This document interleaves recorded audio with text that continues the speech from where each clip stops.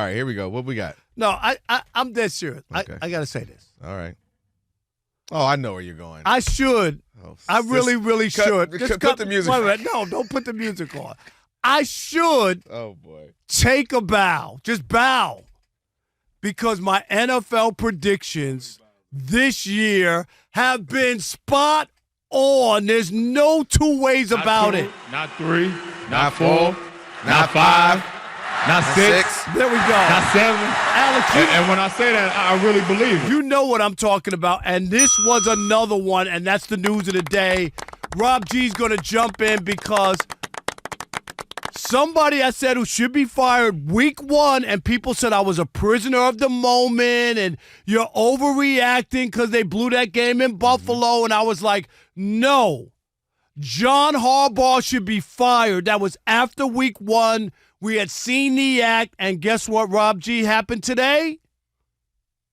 John Harbaugh has been fired by the Baltimore Ravens. Oh, snap. That is the all-caps headline. There's some more details you should know before we get into the rest of this topic.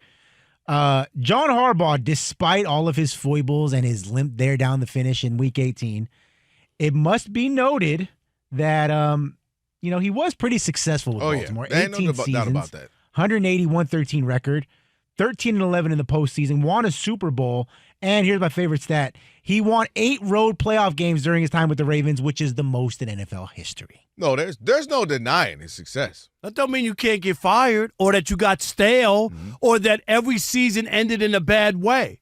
And, Kelvin, I'm here for all the sympathizers and all the people who are like, oh, well, he didn't miss the field goal. He didn't fumble at the goal line. He didn't miss the 2-point conversion. How can you blame John Harbaugh for what's happened in the offseason? I mean, in the postseason the last few years. You know how you can blame John Harbaugh? How?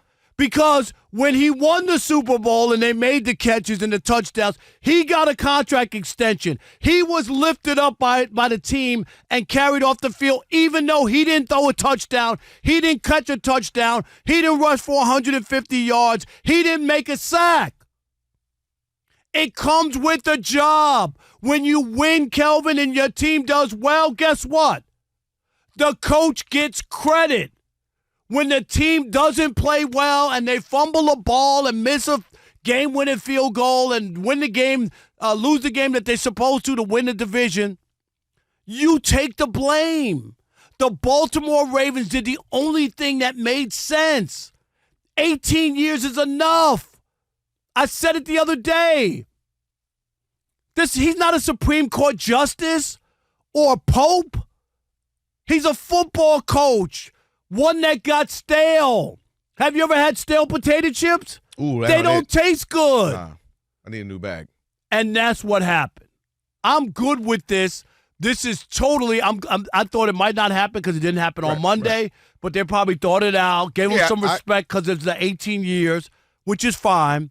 But this had to happen. Well, I think also what took the, if you want to say extra 24 hours, is I think conversation Rob G and I were having that we'll have a little bit later on. I think there's some big-time power play in it. Folks they had to talk to, if you catch my drift, to have conversations with. This wasn't just they weren't walking in with a losing record, 3 losing seasons. Where it was an obvious, like, man, after this, he's the minute the game's over. This isn't Raheem Morris in Atlanta or something where you're like, man, we know what's up as soon as this ends. This wasn't that. So, obviously, taking 24 hours to me is perfectly fine in this scenario. Now, let's go back to a couple things. Something you just brought up I want to touch on. He didn't kick the field goals or miss them. He didn't fumble the ball, blah, blah, blah. However, there can be something called a consistency on your team. You ever notice there can be teams that consistently got it done? There are teams that consistently found a way. There are teams that consistently were able to close games. That's a part of the nature and the culture of that team. And when your team, when everyone gets shaky, and by everyone I mean the viewer, your team, the broadcasters, in a tight situation with your team, we all go, I don't know about these guys. There's something so you bear the brunt of that because you are the leader of this team. You're the leader of this organization. And again, routinely, something always went wrong, right? They were jittery. Someone went offsides. Someone missed a catch. There's a field goal miss. Terrible play calling. Why would you play that? Why would you stop running Derrick Henry when you've been dominating the Kansas City Chiefs?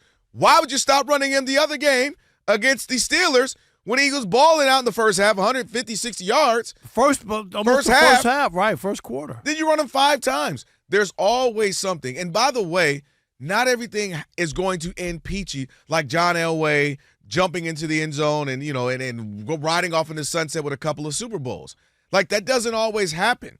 Sometimes it's just That's time the anomaly. Right. It's just time for us to part ways. Doesn't have to be beef. You don't have to hate us. We don't have to hate you. It's just time. We want something new. We want a new voice. We want a new way to structure our team and organization. And it's time. 18 years in the 2000s? This isn't Chuck Noll. This isn't Tom Landry where, if you're that guy, you're going to get all these years. Even Tom Landry got run out. Exactly. Jerry Jones said it's been enough. And my point is, in the 2000s, 18 years that's almost like doubling it. It's like you almost got 36 years, or at least add another 10 years to it. So I think it had just run its course. I don't think anything ill of it, meaning I don't think he has to hate them. Obviously, he's disappointed. But when he looks back at it, he's had ample opportunities.